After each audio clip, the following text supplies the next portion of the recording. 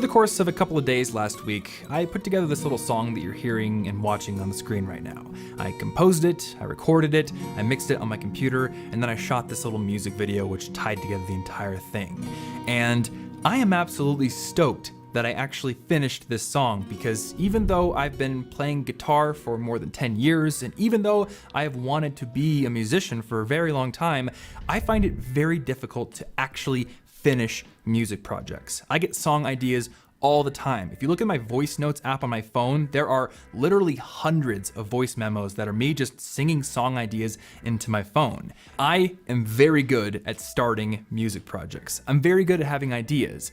I'm not so good at finishing those projects and actually putting them out into the world. And I know that this is not something that is unique to me, and it is not something that is unique to musicians. A lot of people, including probably you if you clicked on this video, have trouble finishing the projects that they start. In your case, it might be a book that you're trying to write, or an art project you're trying to finish, or maybe even a YouTube channel you're trying to get off the ground. Whatever it is, if you're anything like me, you start off with a great idea and a lot of energy, but eventually you get into the project and you're so inundated with choices that you could make that you just feel paralyzed. You fall victim to what's called analysis paralysis, and that leads to you never finishing, and in many cases, abandoning the project. And while there may be other factors to blame here, I truly believe it is the abundance of choice more than any other factor that causes most of us to abandon the projects we start, especially personal projects that don't have real deadlines.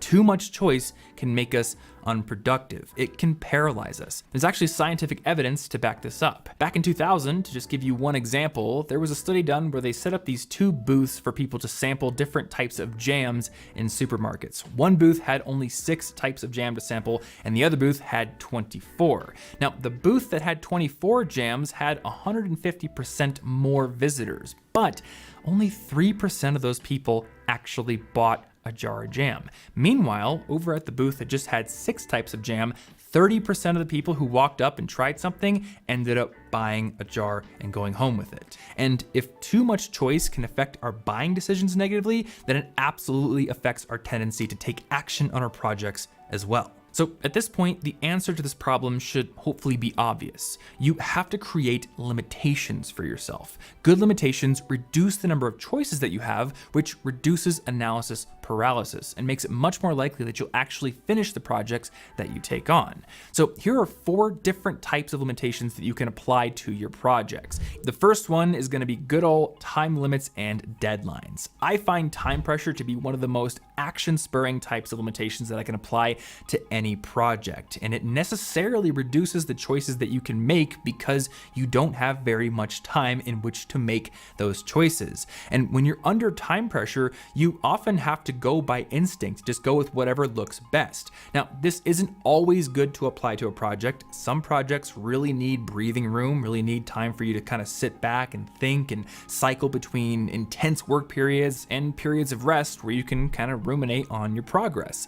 But if you find yourself habitually abandoning projects, then it can be worthwhile to go through the exercise of doing a project under a strict time limit. A great example of this is the ubiquitous 1-hour song challenge that you've probably seen here on YouTube by YouTubers like Andrew Huang and Jared Dines. A lot of these people have done this challenge, and while the songs that come out of it aren't always the best, it's a great exercise and it proves to them that they can make something that is a song in under an hour. And I actually used a deadline for my little Instagram song as well. I gave myself 2 days to finish it, and yeah, it's 45 seconds, but it's actually done. And that actually brings us to our second type of limitation, which is the scope limitation. It can be very useful to take on projects that have a purposefully limited scope, even if they don't seem as epic or grand as you would really like them to. Oftentimes you're trying to bring together a ton of different skills that are all necessary to complete a project, but you haven't mastered any of them, which again makes the whole process kind of overwhelming. So if you take on tiny little projects,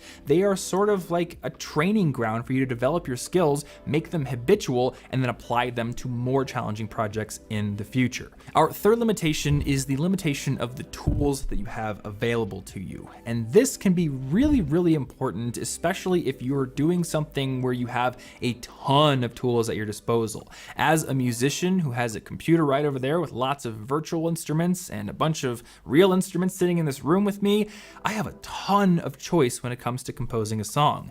And that can be a bad thing sometimes. When I'm creating a song, I can kind of just get overwhelmed with the number of instruments I have at my disposal. And the interesting thing is when you reduce the amount of tools you have available, well, as they say, necessity is the mother of all invention. When you have a very limited tool set, you tend to use it a little bit more creatively. So that's another side benefit. Finally, we have a limitation that you may not have thought of before, which is to restrict your ability to undo. Now, being able to undo your mistakes can be great for many reasons, but it can also have a downside, because when you can easily just hit Control-Z on any mistake that you make, then it becomes very easy to let perfectionism take over. Additionally, because you know you can always hit undo, it basically becomes impossible to get yourself into that slightly high pressure state where you know that there are stakes. And I think it's really important to spend at least some of your time in that state, to feel like everything is on the line right now and that you can't hit undo. If you really want to push your creativity and ensure that you finish, try restricting your ability to undo. Now, you don't have to go overboard and use these limits on every project that you start. But again, if you find yourself abandoning a lot of projects and you want to see yourself finishing them more often,